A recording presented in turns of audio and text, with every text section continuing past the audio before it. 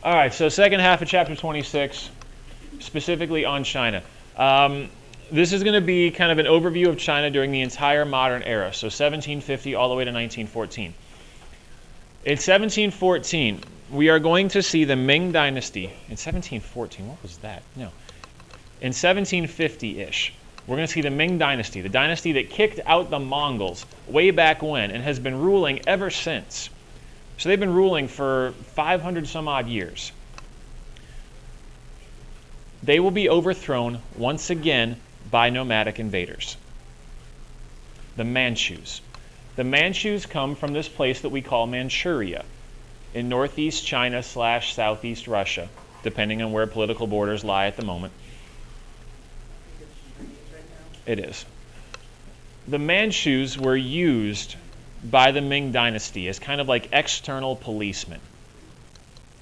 So if there was a peasant rebellion out in the countryside, they would allow the Manchus to come riding through the Great Wall, put down the rebellion, pay them, and then kick them right back out beyond the Great Wall.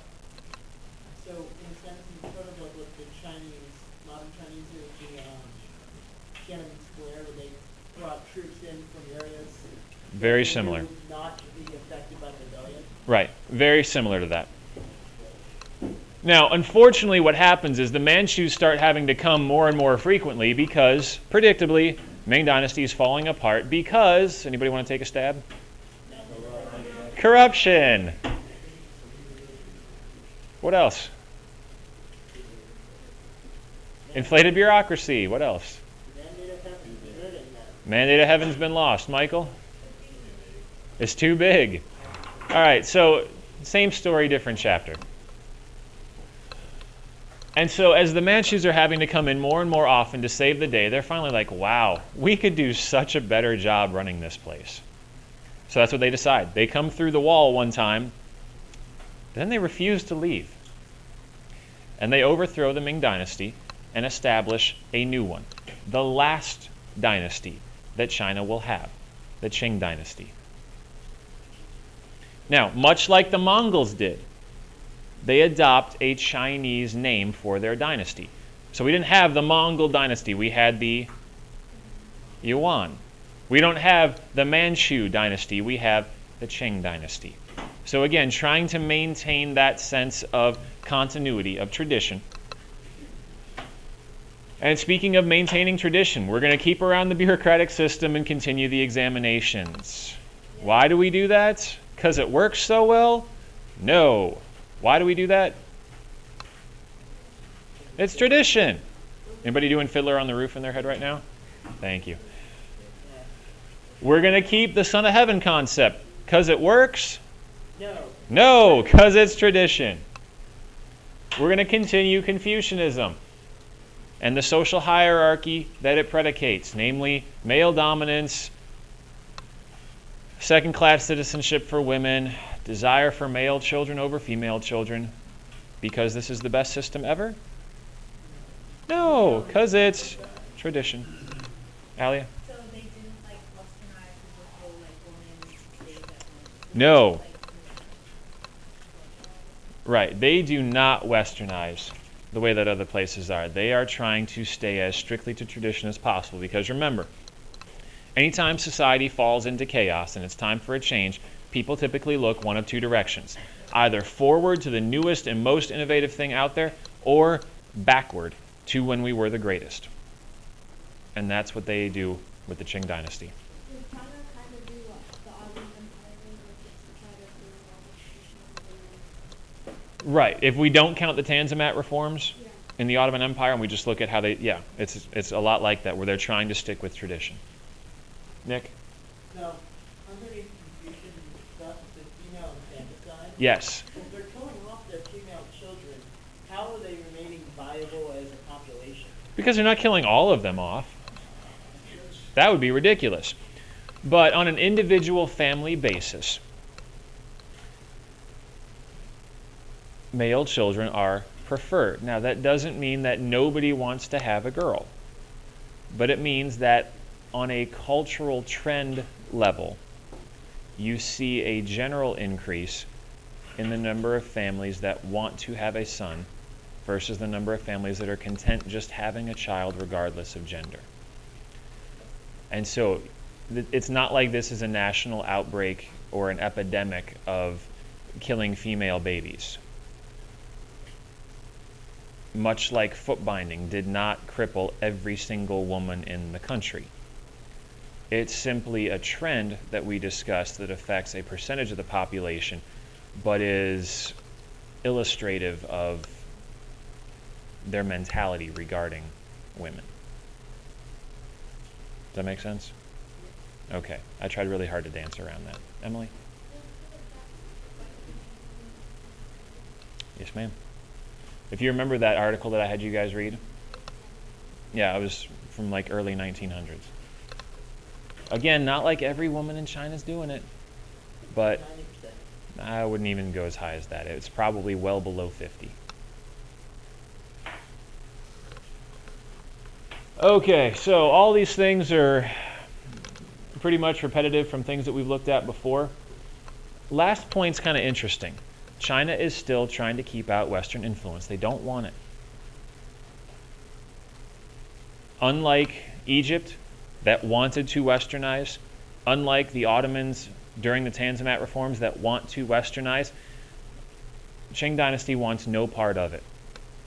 It's still that cultural belief that they are superior and that the outside world has nothing of value to offer. So they're largely able to keep out Christians. They are largely able to keep out merchants. They are largely able to keep out a Western presence. And we're going to see how that all plays out. All right, causes for decline. Do we see lots of things that are repetitive here? Yeah. Internal corruption, bloated bureaucracy, embezzling state funds. Your book has a very graphic example of what this does to the people. It was talking about, I think it was a system of dams or dikes or something like that that were being built in one section of China, and the bureaucrats had embezzled so much funding from the project. There was so little money left to complete the task that the thing broke almost as soon as it was built, flooded thousands of acres, killed all kinds of people in the initial flooding, and then millions died later because there was no food. Also, the government workers could pad their pockets with a few extra dollars. Sahil?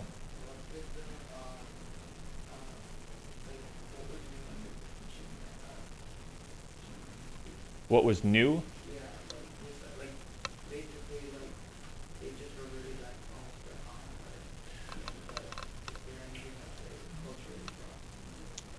There were some, and honestly, I can't remember them at the moment. And it was similar to how some of the other dynasties have started, where when they start, they have all these grand ideas for how they're going to limit corruption, and leaders are going to be good, and they're going to hold bureaucrats accountable. But it's one of those things where they get sucked into, especially because they're outsiders coming in, they get sucked into the luxury and the wealth of China so quickly that you might as well forget about it. Your book also has a great example of cheating on the exam, how some kid of a bureaucratic family allegedly took the exam, but they later proved that he was like hundreds of miles away in a brothel someplace and had paid somebody to take the exam for him. So obviously this system isn't working. And the problem now is that China has become too big. The population's too big. The government's too big. Everything is now too big to just, oh, well, another dynasty failed, pass the mandate along, new dynasty, repeat. We've gotten too modern, too many new ideas, too many people. That will not work anymore. And this will be the last dynasty in China. And then they're going to dabble with republic, and then they're going to be occupied by foreign countries, both Europeans and later Japan. And then you're going to have the communist revolution, and so no more dynasties in China. Which also means we have to say goodbye to our friend, the civil service exam. We'll miss you. No, but we can do a 2-second minute of silence. Okay. We don't have time. All right, Opium War, very, very quickly. And we told you this last class, so let's just hit the highlights. Europeans are trying to fix what we call an imbalance of trade. They have lots of stuff that they want in China. Problem is, China doesn't want anything from Europeans. So Europeans finally hit on this idea, let's smuggle in opium, we'll get people addicted, addicted people will give us whatever we want in exchange for more drugs. Hey, we've solved our trade problem. And so what you see within 40 years, they've gotten 12 million Chinese people addicted, which is totally wrong because opium was illegal in England as well.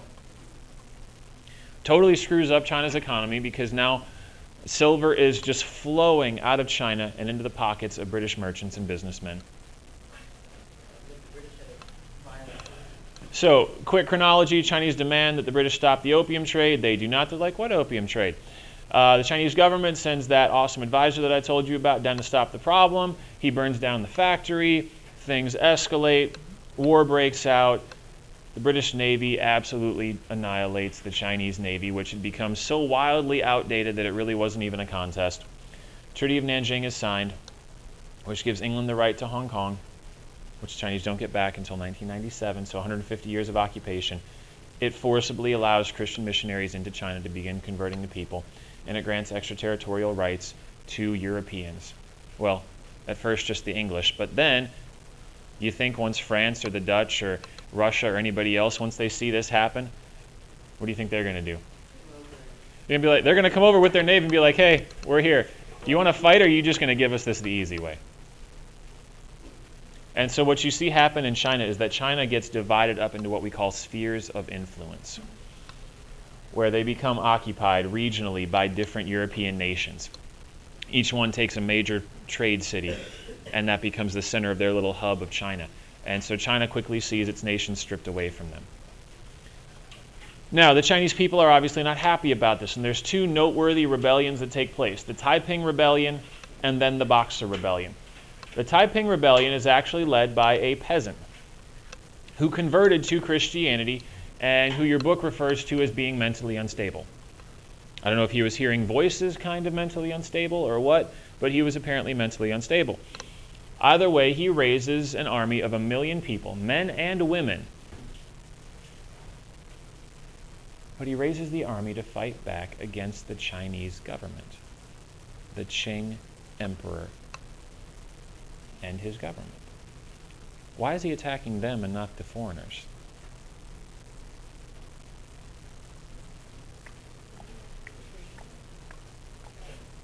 Well, he's outraged at the treaty, but why not just attack the white folk?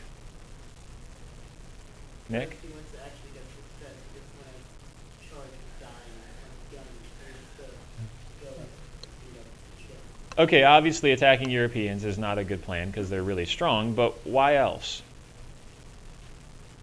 He can take power. Right, the focus here is if we can overthrow our government, we can take power and change the rules, reject all those treaties, and maybe then we can fight the Europeans out.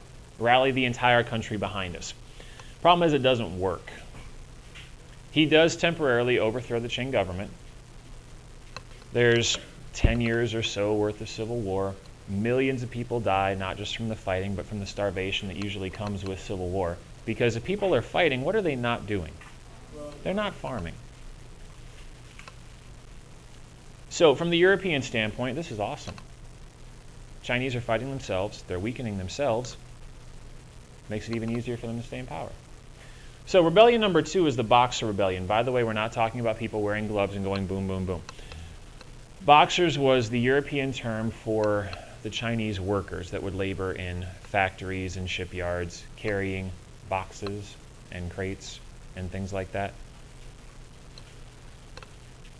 Poor peasants, tired of foreigners, belong to some of these clubs, kind of like what we read about in Africa with the Meiji Rebellion, where they believed they were impervious to bullets. Similar to, what was the other one we talked about, where they had the same kind of belief? The ghost dance with the American Indians. Similar belief here where the Boxers believed that their spirits, their ancestors would protect them from European bullets, and so they attacked the capital, kind of the embassy area of Beijing, to try to kick out the Europeans. The Europeans are taken totally by surprise, and for about 2 hours, the Boxers are just running rampant all over the foreign section of Beijing, looting buildings, burning stuff down, killing people, and it seems like it's working. It seems like they're safe, they're protected, they're gonna win. And then the combined forces of all the European nations that were in Beijing join up. In about 2 hot seconds, this rebellion's put down.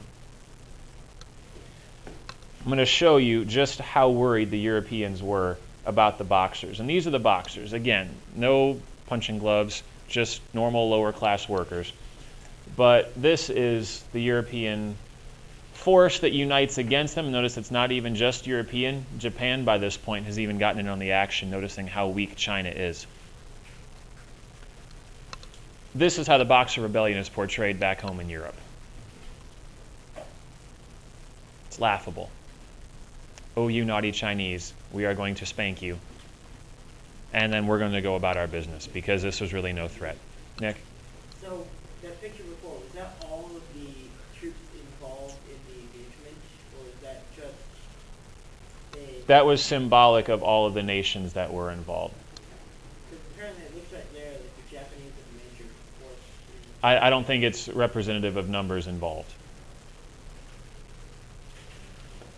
All right, so that's everything on China, more or less.